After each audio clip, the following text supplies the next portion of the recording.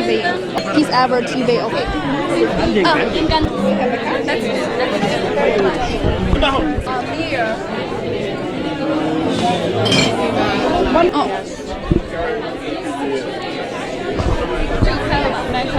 He's my better half, and he supports women, and that's why I love you. You are amazing. Anything you need, I will be there for you. My name is Yuan. We are the PeaceTV TV of. So congratulations on your election of the president. And sorry. Yes. So I know you are the fourth lady to hold this position in the world. So can you share some thoughts to the woman society and the woman group? Well, for me, it's a privilege and an honor to be the fourth woman in 73 years of history of the United Nations, and to be the first Latin American and Caribbean woman in taking over this huge responsibility. It's an honor, it's a privilege, but it's a big responsibility because we need to deliver. We need to make the UN more relevant to people, to bring the organization closer to the real needs of people, and to bring people closer to the United Nations. So this year ahead is going to be extremely busy, but I hope that we will really deliver and make the organization more efficient and more adapted to the times that we're living in, and to strengthen multilateralism. Thank you. And as we know, you are the very talented position as well as the poet. So I'm curious, do you have get any inspirations from your poet identity for your politician identity?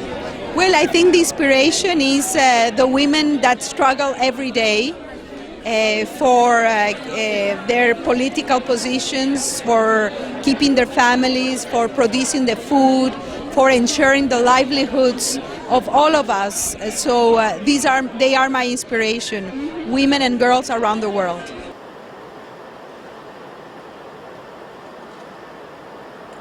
Agreeing on the uniquely ambitious text of the Agenda 2030 is only the beginning. The hardest work remains ahead of us. Therefore, during my term as President for the UN General Assembly, focused in rapid implementation of all aspects of the Agenda 2030 will be the key priority. Governments must understand the urgency to act before it's too late to secure living conditions for our children and our grandchildren.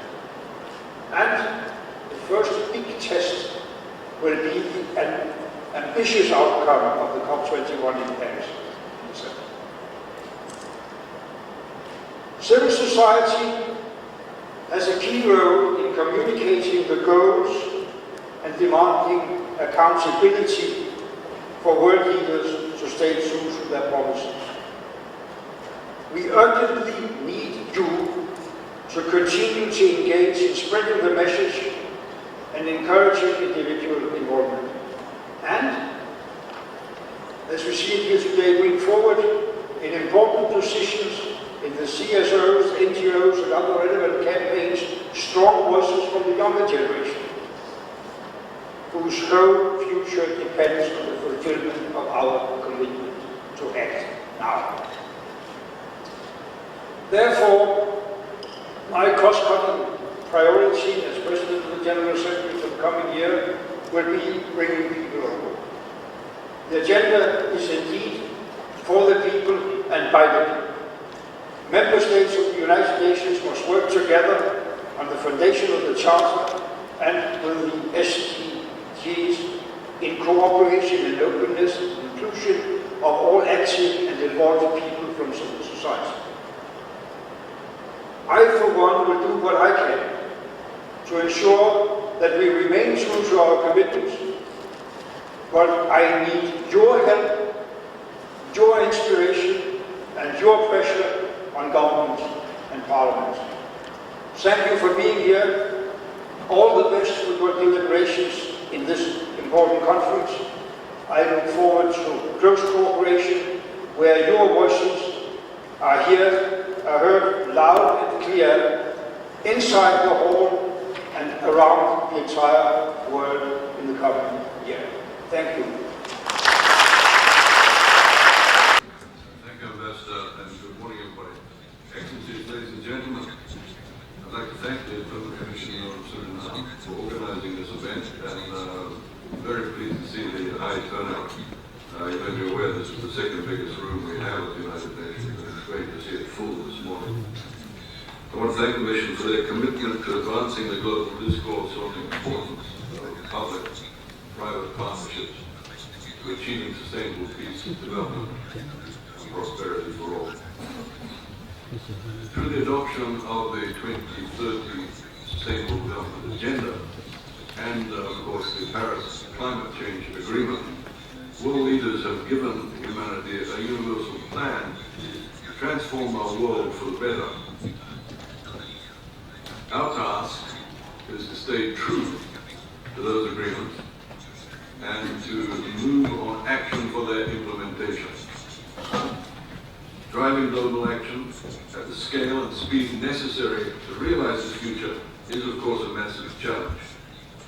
Only by harnessing the power of all stakeholders will we successfully meet this global challenge. In this regard, strategic and innovative public-private partnerships that leverage comparative advantages and connect the resources of investors and vendors with the needs of end users are critical to driving the integrated action needed to achieve all 17 of the Sustainable Development Goals. Last week I convened a SDG action event on innovation and connectivity here at the United Nations. The event provided a space for leading innovators and technology entrepreneurs to share their ideas with government leaders and policymakers.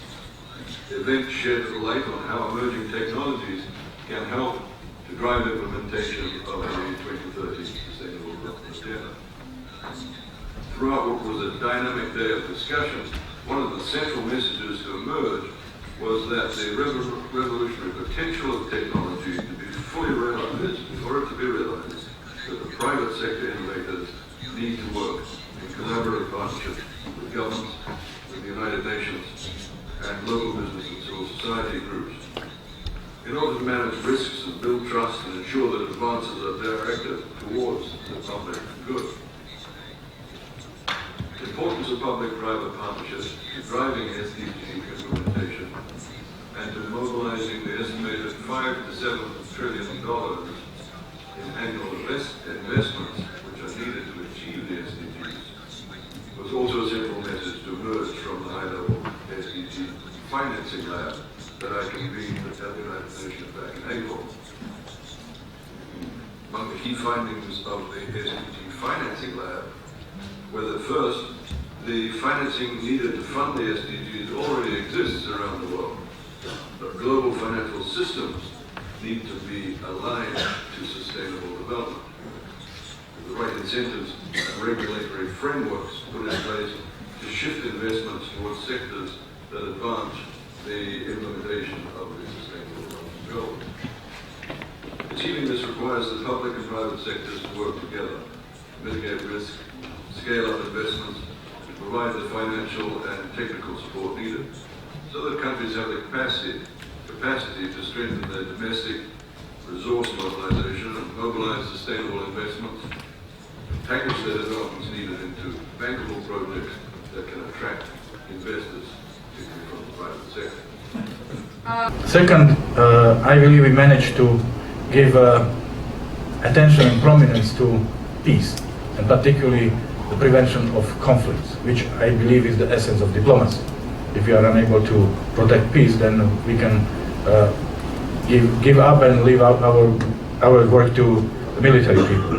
And we organized a high-level event dedicated to peace in April, which was the highlight of the system, because we've dedicated a lot of our time and effort investing and promoting the issue. And as a matter of fact, my team put together a book which is dedicated to the peace agenda during the 72nd session. Some copies are available here, and you are free to take them with you. If anyone holds the copy, if you could just show to the public. Yes, that's the book. But there are more. If you are interested, you please contact my office and we will gladly share the book with you. The third highlight is the promotion of Sustainable Development Agenda.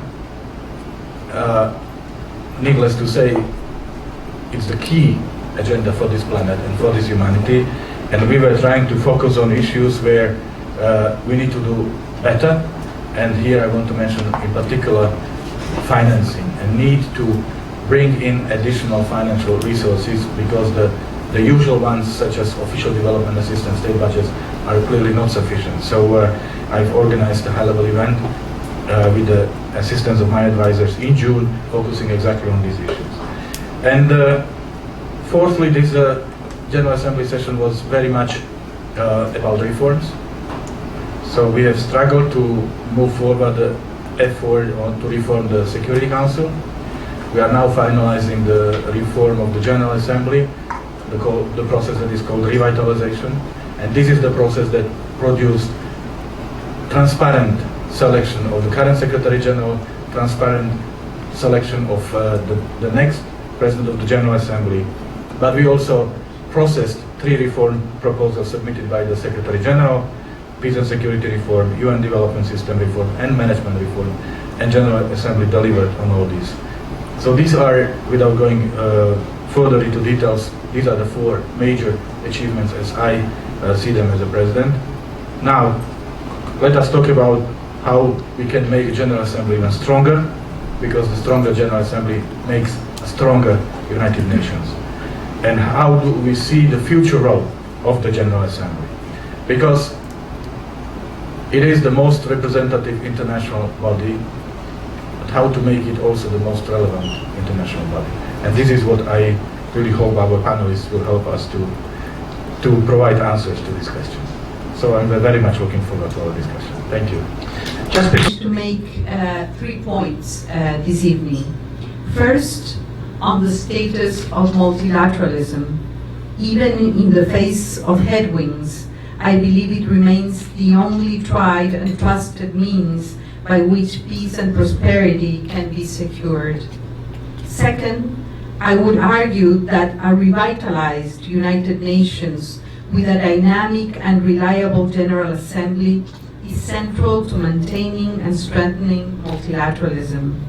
The goals and priorities of my presidency are intended to reinforce this. And thirdly and finally, that leadership and courage of conviction are necessary if we are to take the steps that are needed. Here, I will outline for you how I hope we can dare to do better.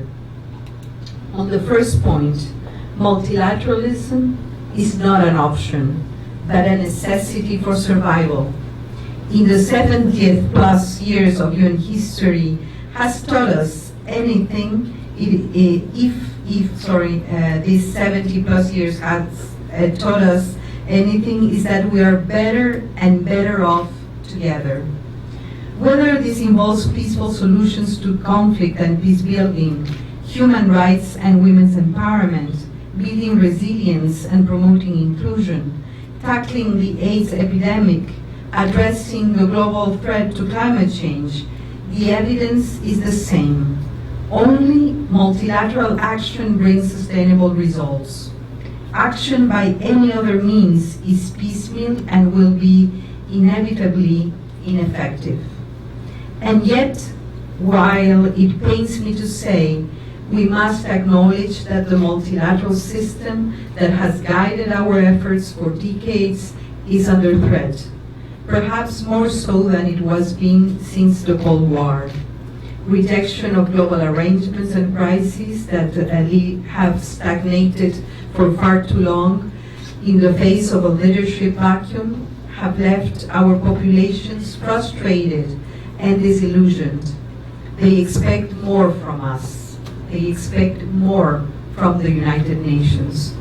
Some perhaps unreasonably expect a quick fix.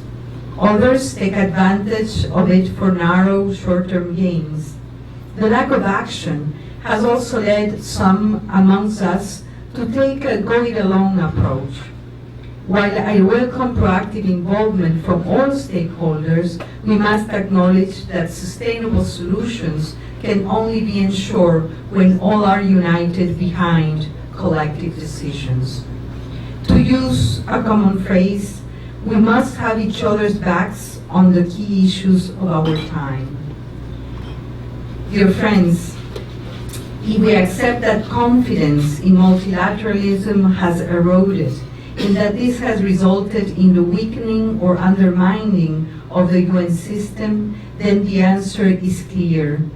We must do our very best to alter this perception.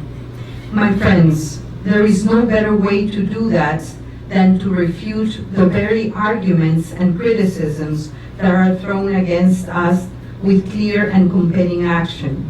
We must deliver better. Too often our critics point to the UN as an ineffective bureaucracy, unable or unwilling to move under its own weight, plagued by indecision and permanently stuck in gridlock. While there is clear room for improvement, such critics are surely wrong or misinformed.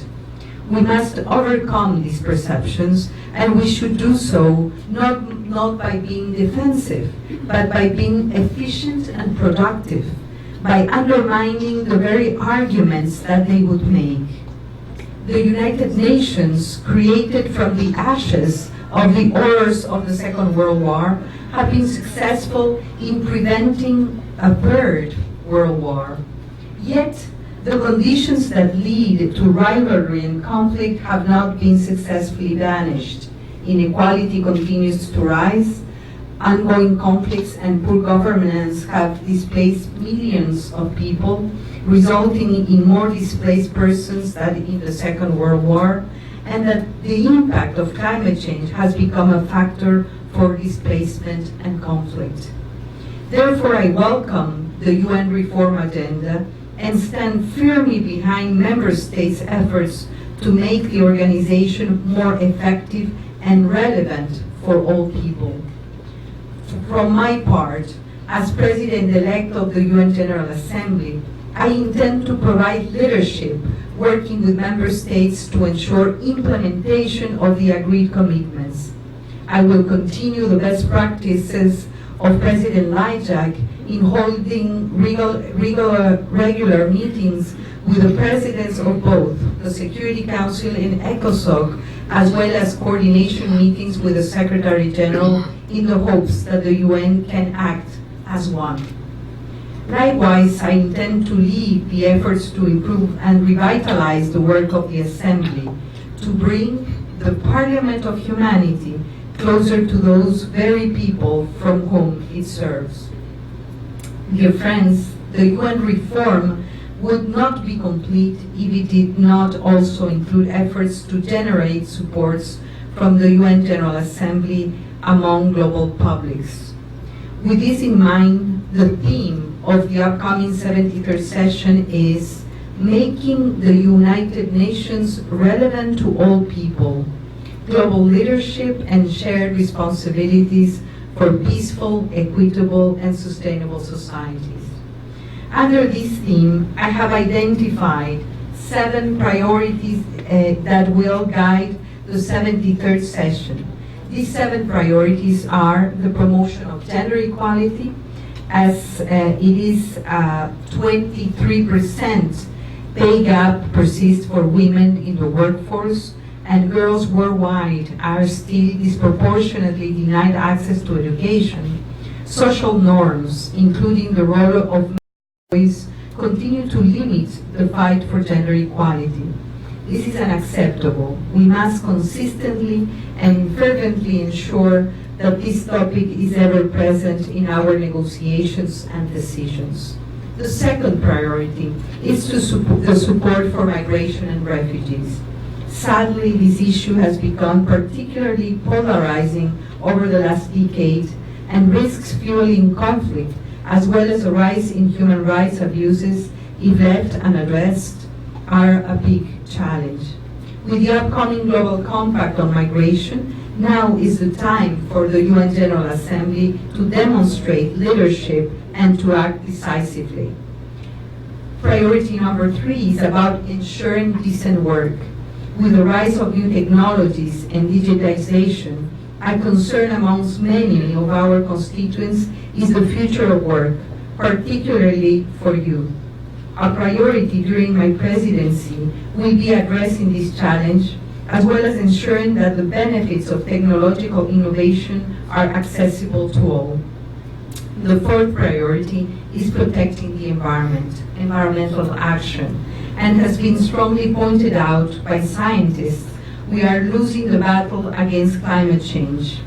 Add to that the challenge of plastics, resource availability, and ecosystem preservation, and there is a clear case to elevate this discussion within the General Assembly. The 5th priority is the support to persons with disabilities. Whether we are discussing the internal structure of the UN General Assembly, both in terms of physical access and communication matters, or the larger international community, it is critical that this historically marginalized group is given the support required. At the same time, channels must be made available so that their knowledge, experience, and lessons learned can be integrated into policy to ensure that no one is left behind.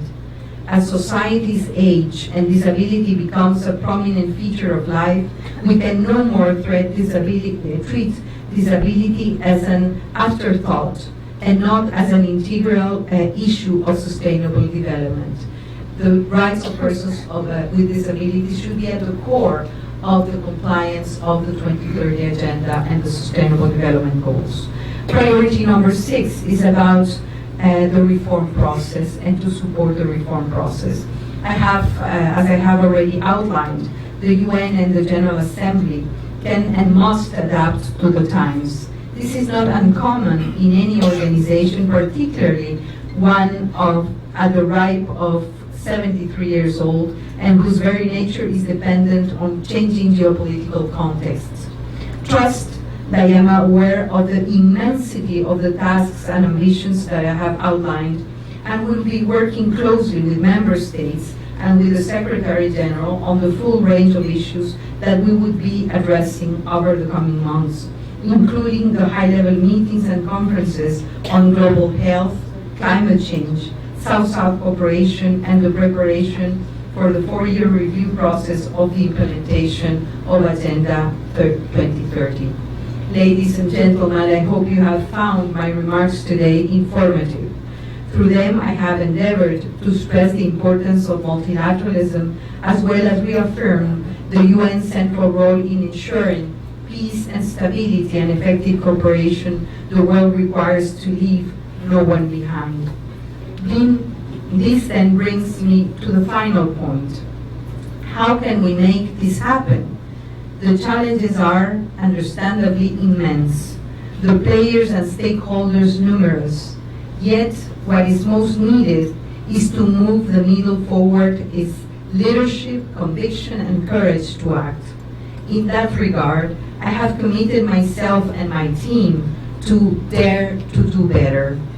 In this, I mean that I endeavor to improve upon the delivery, accountability, relevance, and efficiency of the UN General Assembly.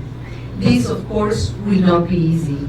This will require support from member states, active transparency and engagement with the media, strong communication, and a streamlined approach to how we manage and deal with global issues.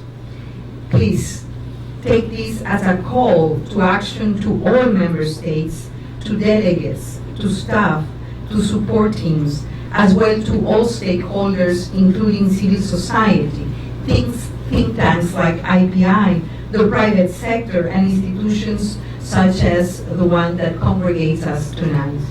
Let's us raise the bar on what we can do and change the narrative before it is too late. I hope you will join with us and support our efforts in this regard. And thank you very much for your attention.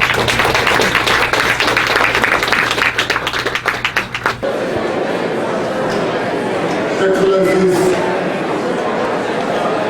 ladies and gentlemen,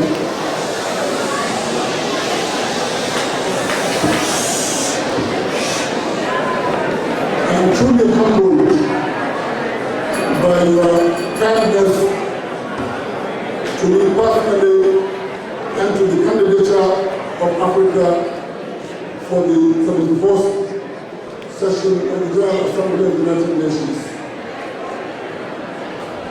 Indeed, as previous speakers have indicated, our task is to have a presidency that really is for us all. The United Nations is a great creation, and it is our responsibility as member states to do all we can, especially where there are difficulties, to continue to work even harder to support the very idea that we, as member states, as members of this very important organization, will continue to remember that established to guarantee a future for humanity, and having done relatively well over these 7 decades, we have the responsibility to guarantee that the torch does not burn with us. We have to remember that countries, big and small, need this organization. What exactly is it? Is it climate change? Is it rights? Or is it terrorism? What is it that nations alone can address successfully? There is nothing. We live under a threat even of a launching of efforts to develop even more lethal nuclear weapons. We have to remember it is a collective responsibility signed by us all, whether in the original document or at some point. I am humbled not only by the presence of really important members here, but ambassadors have come with literally their own missions in support of this candidature. All I can say is that I received extremely valuable advice and will continue to listen to valuable advice because this is a candidature for us all. We want to make sure we continue to remember this organization is important for us all. We should not have any time to give way to cynicism. There is a lot this organization can do. It can do better. It must do better because the future of us all is really bound by how well this organization answers to the needs, especially of those not in this room. We should remember poverty, hunger, disease, pandemics are implicated all over the world. We therefore would like to say, on behalf of the organization, I pledge that when elected, and when elected, will continue to raise the profile of the system to work better with all sections of the system to guarantee what we commit to, what our heads of state and government come to commit to are implemented. We will never give up on the idea.